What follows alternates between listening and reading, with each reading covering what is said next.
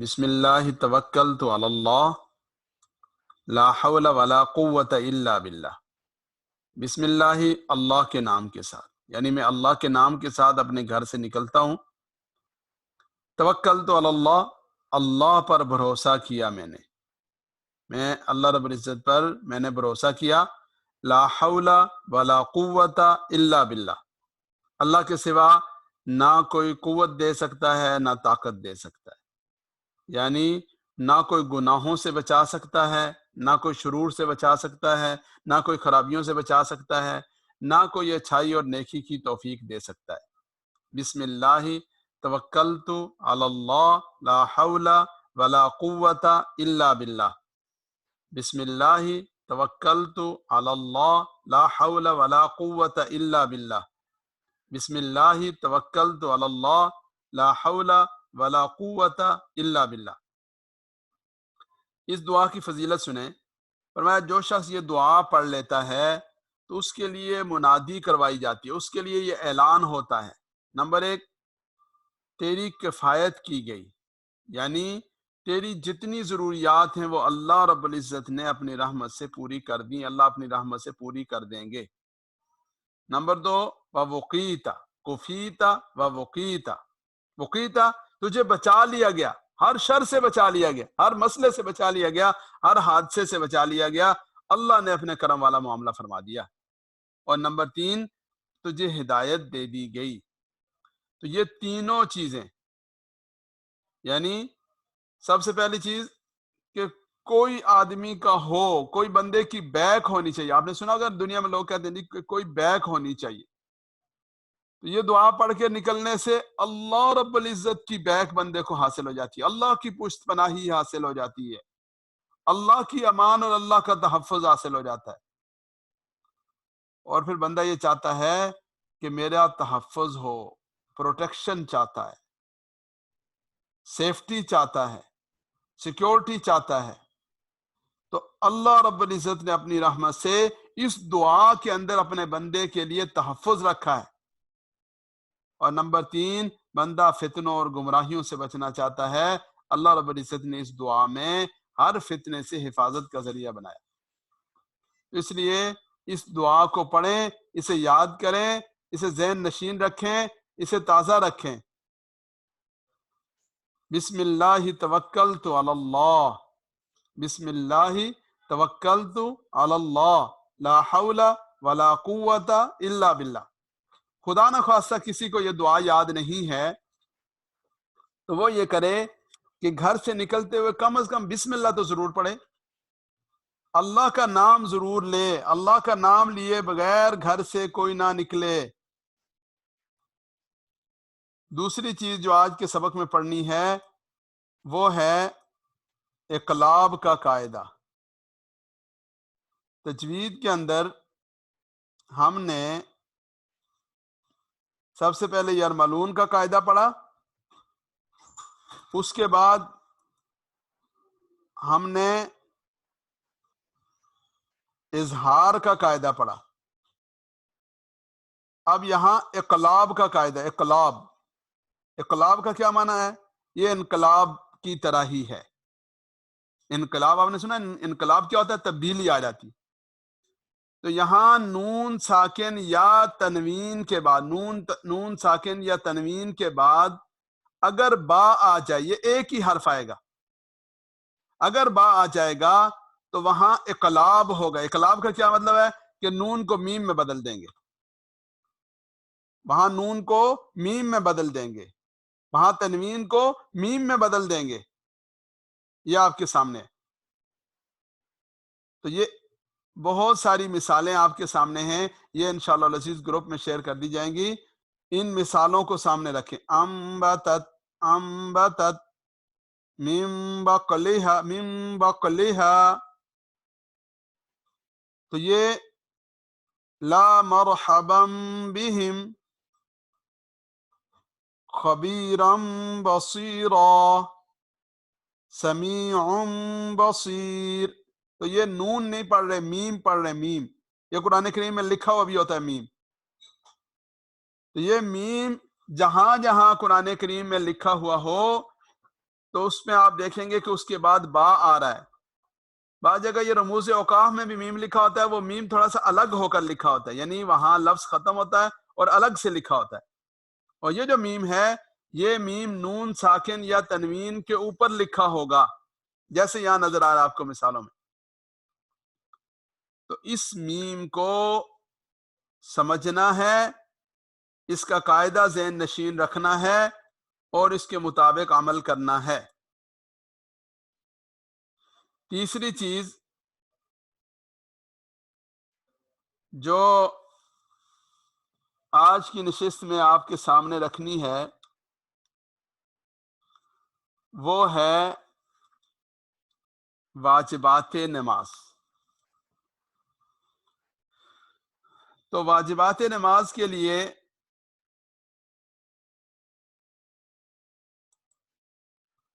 یہ سمجھ لیں کہ سب سے پہلی چیز ہے نماز کو اللہ اکبر کے لفظ سے شروع کرنا. یہ جو واجبات نماز والا معاملہ ہے یہ انشاءاللہ العزیز آپ کو لکھ کر گروپ میں دے دیا جائے گا. فی الحال آپ یہ سن لیں کہ نماز کو اللہ اکبر کے لفظ سے شروع کرنا. نمبر 2، فرض نماز کی پہلی 2 اور نفل نماز کی سب رکعتوں میں سورہ فاتحہ پڑھنا، یعنی سورہ فاتحہ کا پڑھنا واجب ہے. نمبر 3، فرض کی پہلی 2 رکعتوں میں، وتر میں، سنت اور نفل کی سب رکعتوں میں سورہ فاتحہ کے بعد کوئی سورت یا 3 چھوٹی آیتیں یا ایک بڑی آیت پڑھنا. نمبر 4، فاتحہ کو سورت سے پہلے پڑھنا. نمبر 5، رکوع اور سجدہ اطمینان کے ساتھ کرنا، یعنی یہ نہیں ہے کہ رکوع کے لیے ٹھونگے ماری، سجدہ ایک دم دم کیا اور اٹھ کے بیٹھے نہیں پوری طرح، پھر جھک گئے رکوع میں، رکوع کیا اور پوری طرح کھڑے نہیں ہوئے اور پھر دوبارہ رکوع میں چلے گئے. یہ نہیں، اطمینان کے ساتھ کرنا یہ واجب ہے. اگر خدا نخواستہ کسی نے اس اطمینان کے بغیر کیا تو اس کی نماز نہیں ہوگی.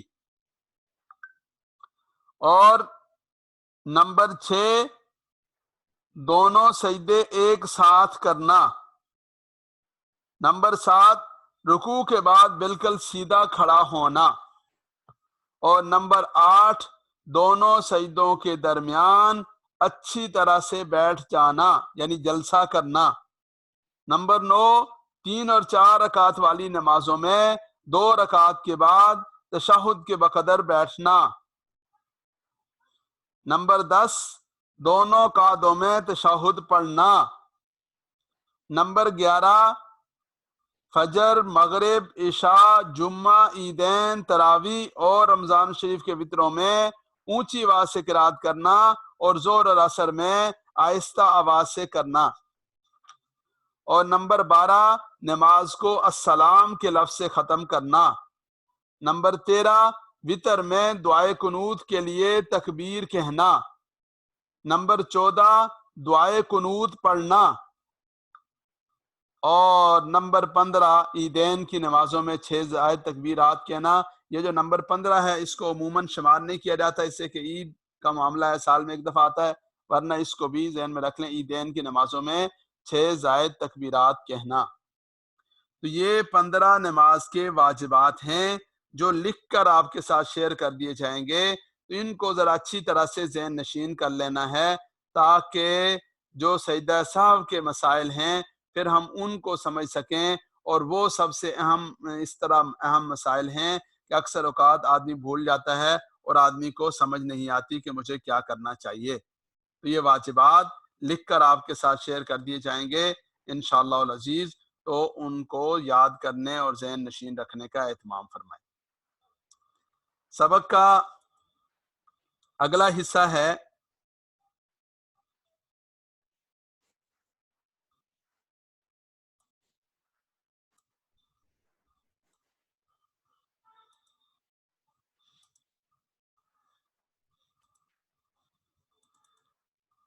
آج ہم پڑھیں گے 6واں سبق. سبق نمبر 6۔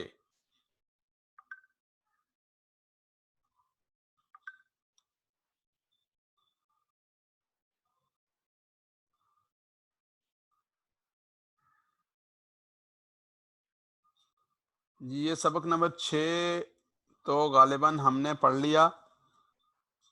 اس کے بارے میں ذرا گروپ میں بتائیں کہ آج سبق نمبر 6 ہے یا سبق نمبر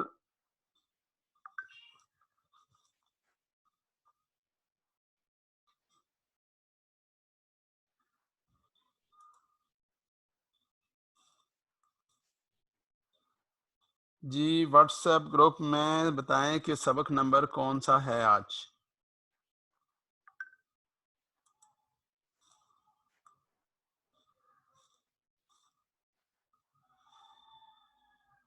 7 جی ٹھیک ہے جی۔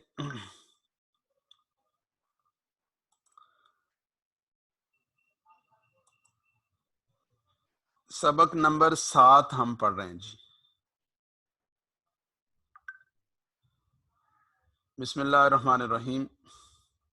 آج ہمارے کل الفاظ انشاءاللہ 52 یعنی 52 ہو جائیں گے، جو قرآن کریم میں 24,000 دفعہ استعمال ہوئے۔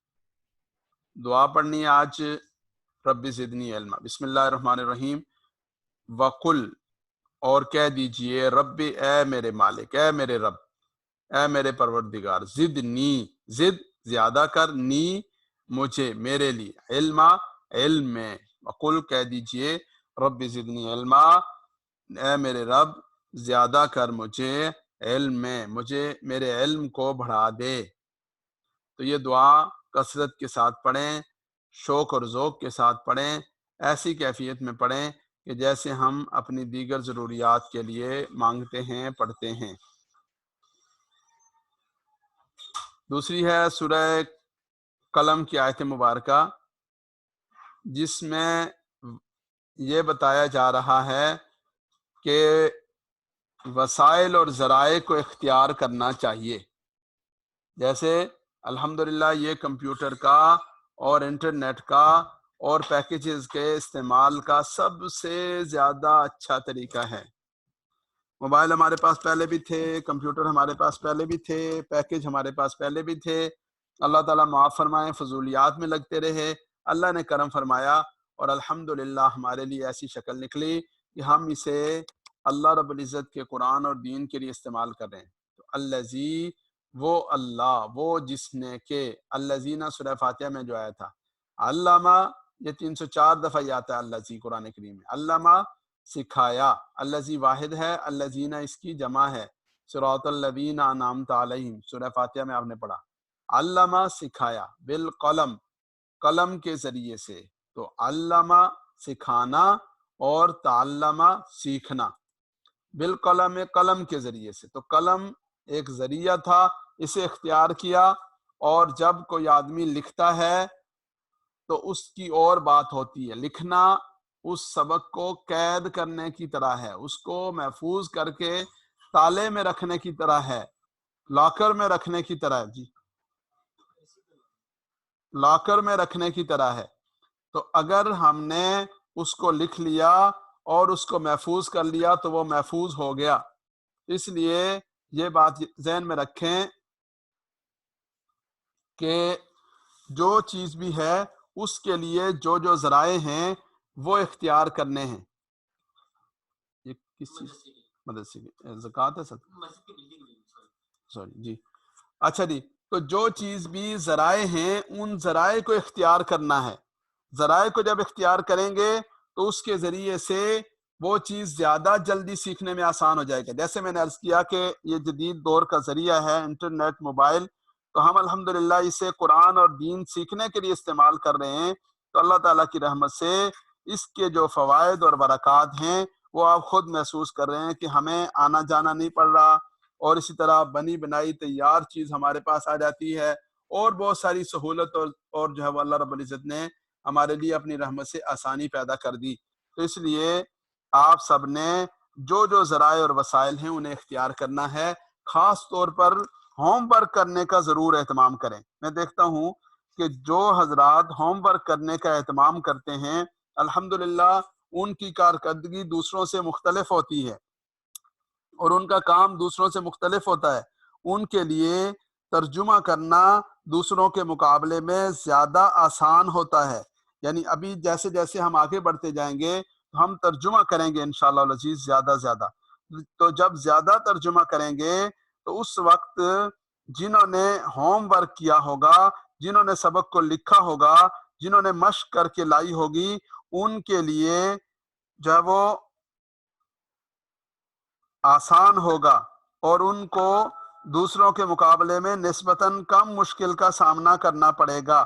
اس لیے اس پر توجہ دینی ہے، اس کا اہتمام کرنا ہے، اس کی فکر کرنی ہے۔ یہ جو ہے یہ کلاس ہے، یہ کوئی بیان سننا یا واز سننا نہیں ہے، بلکہ کلاس ہے تو اس کو کلاس کی طرح سے لے کر چلنا ہے، اور کلاس میں سیکھا جاتا ہے، کلاس میں لکھا جاتا ہے، کلاس میں چیزوں کو محفوظ کیا جاتا ہے۔ اگلی چیز ہے مسابقت کا جذبہ، کمپٹیشن۔ تو یہ جو آپ کی کلاس اور آپ کا گروپ ہے، اس میں ہم بہت زیادہ آپ کو ہوم ورک پر اور چیزوں پر نہیں لا رہے، لیکن الحمدللہ ہماری جو دوسری کلاسز چل رہی ہیں اللہ تعالیٰ کی رحمت سے اس میں جتنے شریک ہیں، خواتین ہیں یا مرد حضرات ہیں، ان کے درمیان کمپٹیشن کا ماحول ہے الحمدللہ۔ ہمارے گروپ میں غالباً 6 یا 7 پی ایچ ڈی ڈاکٹرز ہیں، اور بعض ایسے ہیں جو پوتوں والے ہیں۔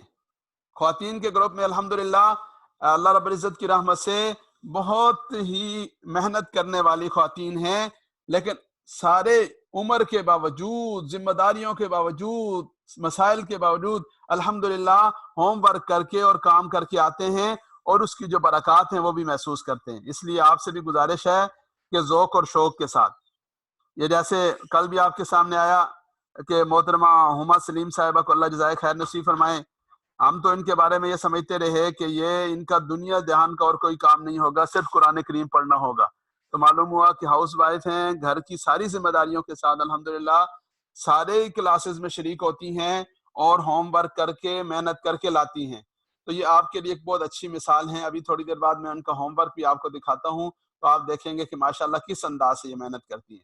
تو ایک دوسرے سے آگے بڑھیں۔ آج اللہ معاف فرمائے ہمارے ہاں کپڑوں کے میں مقابلہ ہے، چیزوں میں مقابلہ ہے، زیور اور جیولری میں مقابلہ ہے، پلاٹوں اور مکانوں میں مقابلہ ہے، گاڑیوں اور موبائلوں کے ماڈلز میں مقابلہ ہے، ہر چیز میں مقابلہ ہے، اور ہماری یہ حالت ہے الہاکم التکاثر حتی زرتم المقابر، کہ تمہیں کثرت کی دوڑ نے غفلت میں ڈال دیا یہاں تک کہ تم قبروں کے دہانے جا پہنچے۔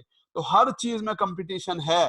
اللہ تعالیٰ معاف فرمائے، جس چیز میں کمپٹیشن ہونا چاہیے، اور وہ چیز کیا ہے؟ قرآن پڑھنا، وہ کیا ہے؟ عبادت کرنا، وہ کیا ہے؟ اپنے رب کے قریب جانا، وہ کیا ہے؟ جنت کی طرف دوڑنا۔ اس کمپٹیشن میں ہم سارے کمزور ہیں، اور جس میں نہیں ہونا چاہیے اس میں ہم سارے آگے ہیں۔ تو اللہ تعالیٰ ہمیں اپنی رحمت سے توفیق نصیب فرمائے۔ ایکم، کون تم میں سے، احسن، زیادہ بہتر ہے، کبیر بڑا، اکبر زیادہ بڑا، صغیر چھوٹا، اصغر زیادہ چھوٹا، حسن اچھا، احسن زیادہ اچھا۔ تو ایکم، تم میں سے کون، احسن زیادہ بہتر ہے، عملاً، عمل کے اعتبار سے عمل واحد ہے اور اعمال اس کی جمع ہے۔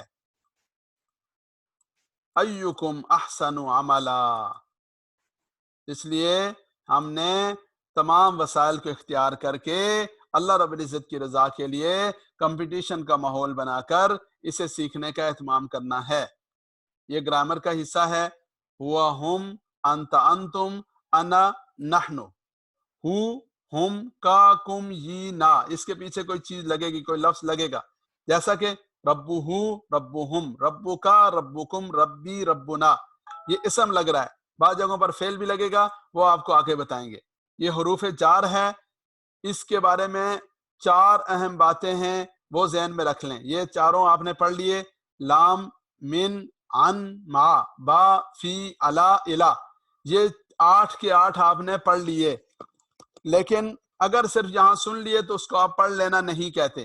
اگر آپ نے قرآن کریم کھول کر ان کو دیکھا، آپ کو قرآن کریم کے اندر یہ لفظ نظر آئے اور یہ 1295 دفعہ ہیں، آپ نے ان کو ڈھونڈا، آپ کو قرآن کریم کے اندر یہ لفظ نظر آئے، آپ نے ان کو ڈھونڈا، آپ کو قرآن کریم میں اس طرح دینہ ربہ کتابہم دینہم یہ سب کا سب نظر آیا، قلوبہم ابصارہم نظر آیا، تو اس کا مطلب یہ ہے کہ آپ صحیح معنوں میں کلاس میں شریک ہیں، جس طرح کے کلاس میں شریک ہونے کا حق ہے۔ یہ حروف جر ہیں، یہ اگر آپ کو قرآن کریم میں نظر آئے تو الحمدللہ، اگر نہیں نظر آئے، اگر قرآن کریم کے الفاظ آپ کے لیے جگمگانا شروع نہیں ہوئے، قرآن کریم نے آپ سے باتیں کرنا شروع نہیں کی، تو پھر آپ فکر مند ہوں کہ آپ کورس کے اس حصے کو صحیح طور پر لے کر نہیں چل رہی۔ تو ہمت کریں، اللہ رب العزت سے مانگیں، انشاءاللہ العزیز رمضان المبارک کے بعد بھی اس کا سلسلہ چلتا رہے گا، لیکن کوشش کریں کہ بیس بنے تو بات بنے گی۔ حروف جر کے بارے میں 4 باتیں سمجھ لیں۔ نمبر 1، بات ایک ہی ہے، حرف جر مختلف ہے، جیسے آمنت باللہ، I believed in اللہ، اور میں اللہ پر ایمان رکھتا ہوں، تو ایک میں با ہے، ایک میں ان ہے، ایک میں پر ہے۔ حرف جر الگ الگ ہے ہر ایک زبان کا، یہ ہر زبان میں ہوتے ہیں، اردو میں ہمیں نظر، یہ اردو میں کوئی بتاتا نہیں ہے، یہاں پر ہمارے سامنے آئے تو اس لیے ہمیں اس کا پتہ چلا۔ کبھی ایسا ہوتا ہے کہ حرف جر عربی میں ہوتا ہے، دوسری زبان میں نہیں ہوتا، جیسے یدخلون فی دین اللہ، entering in the religion of اللہ نہیں ہے، entering the religion of اللہ، تو یہاں پر یہ غائب ہے۔ اغفر لی، forgive me کے اندر جو ہے وہ فار نہیں ہے، یہ والا فار۔ تو عربی زبان میں حرف جر ہے، یہ فی اور لی، دوسری زبان میں غائب ہو گیا۔ نمبر 3، عربی میں تو نہیں ہے ورحمنی قنی عذابک، لیکن اردو میں ہے ورحمنی مجھ پر رحم فرما، قنی عذابک مجھے اپنے عذاب سے بچا۔ اور نمبر 4، حرف جر کے بدلنے سے معنی تبدیل ہو جاتے ہیں، جیسے لکڑی سے مارا، لکڑی کو مارا، تو لکڑی سے مارا اور بات ہے، لکڑی کو مارا اور بات ہے، گیٹ ان اور بات ہے، اور گیٹ آؤٹ اور بات ہے، فصلی لربک اور بات ہے، اور صلی علی محمد یہ اور بات ہے۔ جی یہ نئی چیز ہے جی، اس کا سکرین شاٹ لے لیں اور یہ قرآن کریم میں سے ڈھونڈیں، ڈھونڈ کر لائیں، لکھ کر لائیں۔ اگر لکھ کر لائیں گے تو بہت اچھی بات ہوگی، خدا نہ خواستہ نہ لکھ سکیں تو فی الحال کوئی بات نہیں ہے۔ ہاذا یہ، ہاؤلائی یہ سب، ذالکا وہ، اولائکا وہ سب، الذی وہ جو کہ، الذین وہ سب جو کہ، یہ اس میں اشارہ نہیں ہے، اس کو اس میں موصولہ کہتے ہیں جو نیچے والے 2 ہیں، لیکن وہ کے معنی میں استعمال ہوتا ہے، وہ جو، وہ سب جو کہ، تو یہ الفاظ قرآن کریم میں 902 دفعہ آئے ہیں۔ سکرین شاٹ لے لیں اور یہ نہ سمجھیں کہ یہ آپ ایک چارٹ یاد کر رہی ہیں، بلکہ یہ قرآن کریم کے 902 الفاظ آپ یاد کر رہی ہیں۔ لیکن کب پتہ چلے گا؟ قرآن پڑھنے سے پتہ چلے گا، قرآن کھولنے سے پتہ چلے گا، قرآن کریم کی تلاوت کرنے سے پتہ چلے گا، ان کو ڈھونڈنے سے پتہ چلے گا۔ تو مشق کرنی ہے، ڈھونڈنا ہے، قرآن کریم سے اپنا رشتہ جوڑنا ہے۔ ھذا حامد، ھذا قلم، ھذا رجل، ھذا باب۔ ھذا رجل کہتے ہیں یہ آدمی ہے، ھذا باب یہ دروازہ ہے۔ ہاؤلائی طلاب، ہاؤلائی جمع کے لیے استعمال ہوتا ہے، ہاؤلائی طلاب یہ طلبہ ہیں، ہاؤلائی رجال یہ بندے ہیں، یہ لوگ ہیں، مرد ہیں، ذالک طالب وہ طالب علم ہے، ذالک کتاب وہ کتاب ہے، ذالک عابد وہ عبادت کرنے والا ہے، ذالک کرسی وہ کرسی ہے، اولئک طلاب وہ سب طلبہ ہیں، اس لیے کہ اولئک جمع کے لیے آتا ہے، جمع کے لیے، مذکر کے لیے اور دور کے لیے، اولئک طلاب۔ ان السمع والبصر والفؤاد کل اولئک کان عنہ مسئولا، یہ اولئک ہے۔ بے شک السمع سماعت سننا، والبصر کان، والبصر اور آنکھیں، والفؤاد اور دل، کل اولئک کان عنہ مسئولا ان میں سے ہر ایک کے بارے میں پوچھ ہوگی۔ تو یہ نئے الفاظ آئے ہیں الحمدللہ، تو ہمارے الفاظ کا مجموعہ 52 یعنی 52 ہو گیا، اور 24,000 الفاظ الحمدللہ اللہ رب العزت کی رحمت سے ہم نے سیکھ لیے ہیں، الحمدللہ۔